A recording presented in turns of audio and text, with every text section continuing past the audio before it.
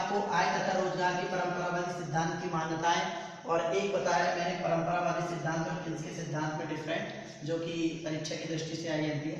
अगला टॉपिक हम डिस्कस करेंगे, इसमें एक टॉपिक और बनता है और वो टॉपिक का नाम है आपका पूर्ण रोजगार की स्थिति।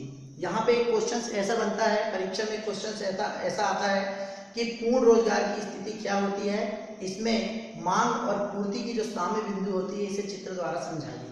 तो इस प्रकार हम इसमें ये देखेंगे कि पूर्ण रोजगार की स्थिति किसे कहते हैं।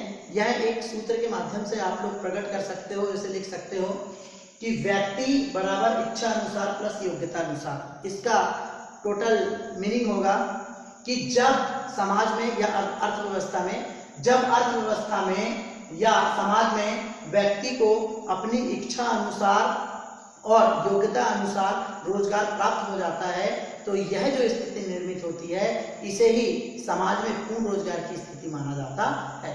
तो क्या लिखेंगे आप, जब व्यक्ति को अपनी इच्छा अनुसार और योग्यता अनुसार रोजगार प्राप्त हो जाता है तो इस स्थिति को ही पूर्ण रोजगार की स्थिति कहा जाता है, जो कि एक चित्र द्वारा हम स्पष्ट कर सकते हैं। यहाँ पे देखिए चित्र द्वारा स्पष्टीकरण।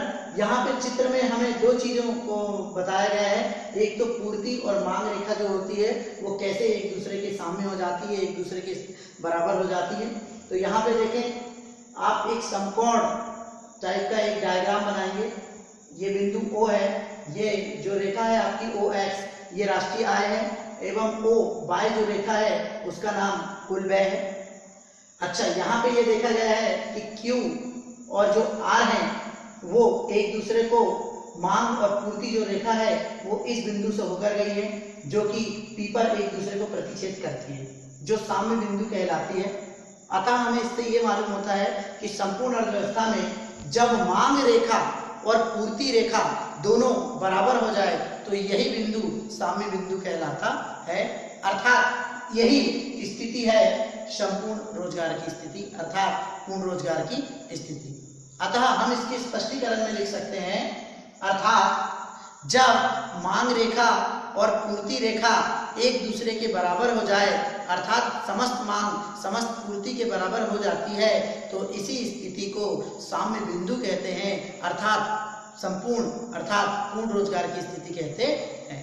तो पूर्ण रोजगार की स्थिति जब समाज में व्यक्ति को अपनी इच्छा अनुसार और योग्यता अनुसार काम मिल जाता है, अर्थात रोजगार प्राप्त हो जाता है, तो इस स्थिति को ही पूर्ण रोजगार की स्थिति कहा जाता है। इसके चित्र द्वारा स्पष्टीकरण में आप इस प्रकार का चित्र बनाएंगे और अर्थात में लिखेंगे, उपरोक्त चित्र अनुसार स्पष्ट होता है कि मांग रेखा और पूर्ति रेखा एक दूसरे को आपस में प्रतिच्छेद करती हैं, अर्थात एक दूसरे के बराबर हो जाती हैं। तो यहाँ जो बिंदु आपको प्रतिपादित होता है, जो P बिंदु है वही साम्य बिंदु होता है, क्योंकि वहाँ मांग और पूर्ति रेखा आपस में बराबर हो जाती है। अतः हम लिख सकते हैं कि ऐसी स्थिति जब मांग रेखा और पूर्ति रेखा बराबर हो जाए तो यही साम्य स्थिति अर्थात पूर्ण रोजगार की स्थिति कहलाती है।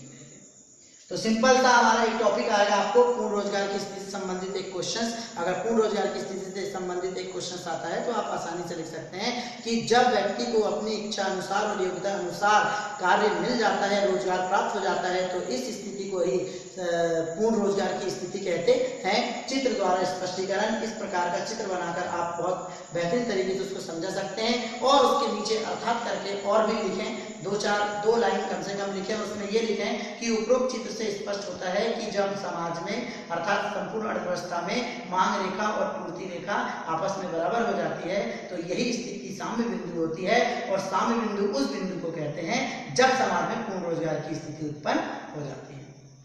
तो इस प्रकार ये क्वेश्चंस कंप्लीट हुआ। यदि आपको मेरा वीडियो पसंद आया हो तो मेरे चैनल को लाइक करें और सब्सक्राइब करें। Thank you very much.